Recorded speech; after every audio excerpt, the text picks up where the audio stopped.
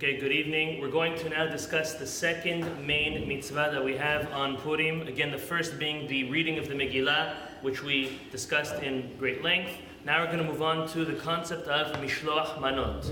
Mishloach Manot is a mitzvah that every individual, every man and woman above the age of bar and bat mitzvah are obligated to give at least one person a gift of food. We're going to get into the details of that. Obviously, we do train our children to do so as well. It's a beautiful thing to get them ready for the mitzvot, even though they're not obligated to the mitzvot. But the mitzvot is at least one person.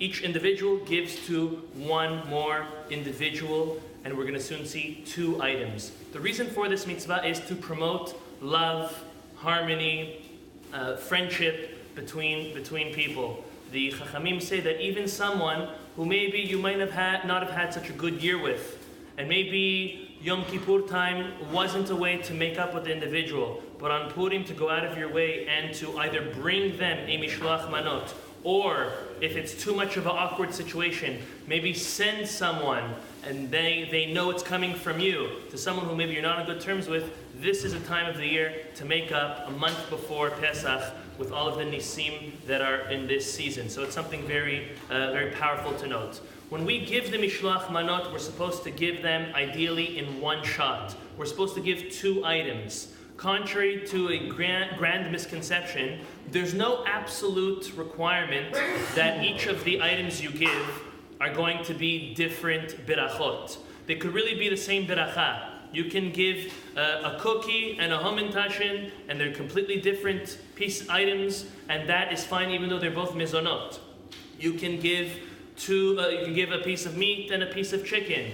You can give things even though they are the same beracha, as long as they're different items. I can't give two of the same cookie, and that's questionable. But let's say I cannot make, let's say, a stew or a pot of meat and give two pieces of meat to the same person. If they're different parts of the body, Chacham Yosef says you could be lenient, but as we know, ideally we try to give something a little nicer. There's a halakha that we're supposed to give not only based on our own means and our own honor, but also the honor of the one who is receiving it. So to different people, we give different things depending on how close we are, depending on who we are and how we are. So it's a very important time to do so. Going back to the two items that we give, it's definitely permissible to give, if you want to give a roll of challah, a box of cookies, and a bottle of wine. That's two items, and they are two different items, distinct items obviously. Doing that is definitely allowed. Ideally, and this is the institution of the mitzvah, was to give two items that could be and should be eaten during the meal of the Seudat Purim. And that's why when we give the Mishloach Manot, we're supposed to give the Mishloach Manot before the meal, before we have our meal. So in the morning we wake up, the first mitzvah we do is Mikra Megillah. The next two we're going to do is, in no specific orders, Matanot Levyonim and Mishloach Manot. And then we move on to our Seudah. The purpose of giving these items should be ideally items that could be eaten at the meal. For example, giving something dairy might not be ideal. You for sure fulfill your mitzvah, but most people have meat at their Purim Seudah, at their Purim meal. To give something dairy, a dairy chocolate, you fulfill your mitzvah. But to fulfill it ideally, give something that they could have at the meal.